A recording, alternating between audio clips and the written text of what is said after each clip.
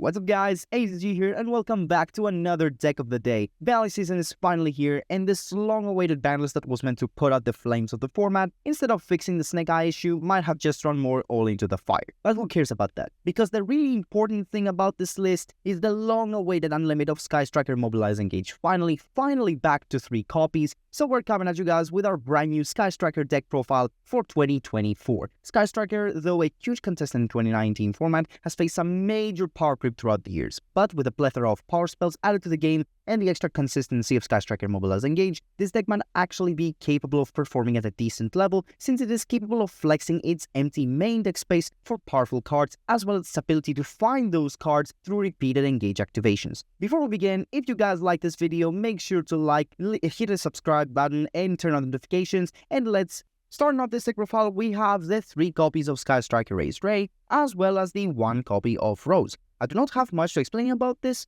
All I want to say is that in previous builds I prefer having 2 copies of Rose instead of 1, but since the unlimited of Sky Striker Mobilize Engage, I believe the 1 copy is more than enough. For the rest of the monsters, we have a few hand traps. Starting off with the 3 copies of Drone Lockbird, in my opinion, the best hand trap the format has to offer. The format has not changed much, and Drone Lockbird remains as much of a necessity as before, especially since the ceiling of this deck is not as high as other decks, and it can struggle to break established boards, so you want to use a card like Drone Lockbird to create a simplified board state that you can use to either pull off an OTK or create a powerful setup that can properly interrupt your opponent. Next, we have the 3 copies of Ash Blossom and Joyous Spring. I do not have anything to say about this card. And for the final monster, we have 3 copies of Effect Failure. I was considering Nibiru to be honest in this spot, but Nibiru can clog the main monster zone and you do not want to be caught in a position that you cannot clear the token. For example, if you have multiple Sky Striker spells and you cannot use them, then Nibiru might have broken your opponent's board, but it has also clogged yours and made you unable to play. So I prefer playing Effect Failure because it's a powerful hand trap and decent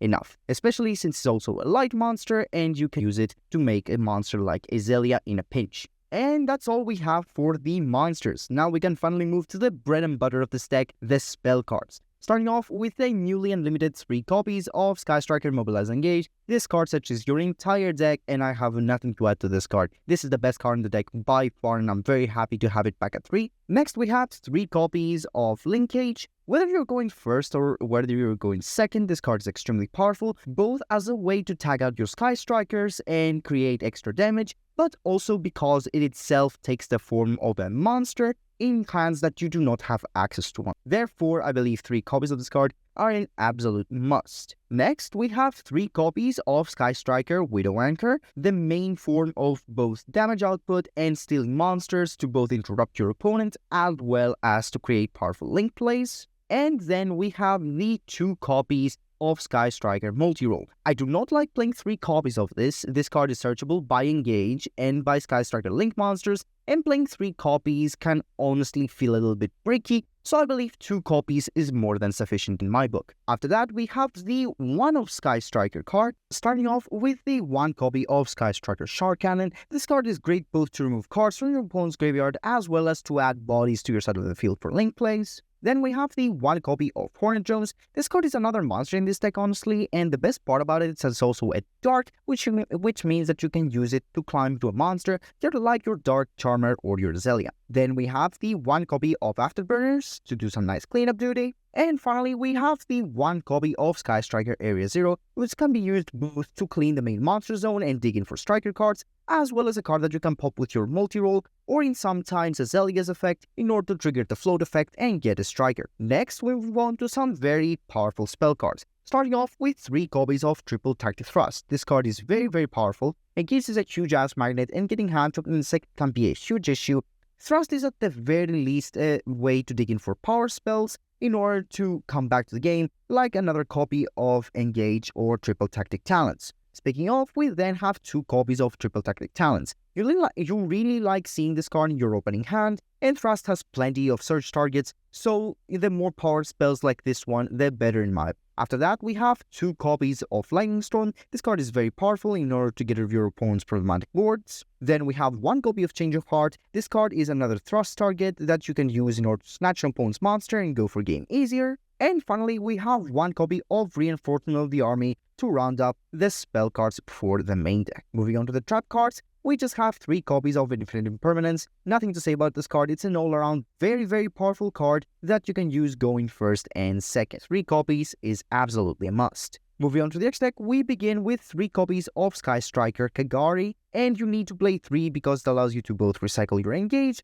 as well as to recycle a card like Linkage, for example, in order to enable quick OTKs. After that, we have 3 copies of Sky Striker Suzuku. This card, though it was strong back in the day, now it's not as much. Suzuku Pass is not gonna cut it anymore, but you definitely need to play 3 copies of it, both to debuff your opponent's monsters, as well as a way to get your engine going. Next, we have 2 copies of Hayate. I like playing 2 copies of this card because this card enables you to access any part of your Sky Striker plays through her and Kagari, but also because the direct attack does matter to either close out games or win you in time. And speaking of a card that wins you in time, we finally have the 1 copy of Kaina. Definitely need to play this card both in order to stall your opponent from killing you by targeting your opponent's monster and making sure that you do not die, but also because, again, it can win you in time by just activating a spell card. We also play the 1 copy of Sky Striker Zeke. I really like this card both as a removal, but also because it has great synergy with cards that steal your opponent's monsters,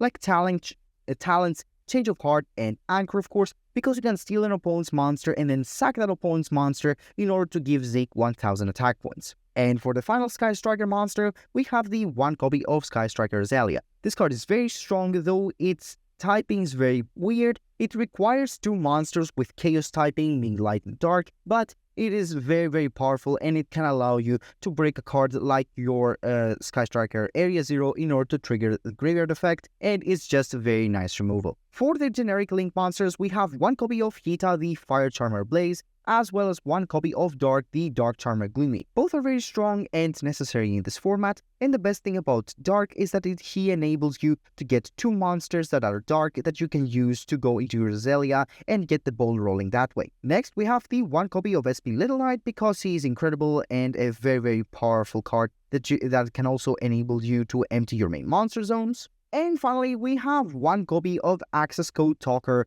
to round up this deck profile. All in all, this deck is as fun as ever. It is no longer Suzuku Pass. It actually has very interesting and very nice plays that it can do, especially going second, and it can just create a lot of damage out of nowhere. And don't worry, we will definitely be revisiting this deck in 2 months when the new support comes out. But for now, enjoy having the 3 copies of Engage, and let us know your opinions down in the comments as to what you would like to do different. Thank you guys for watching today's video. Make sure you leave a like, make sure you subscribe, turn on notifications, and we will see you guys next time. Take care, everybody.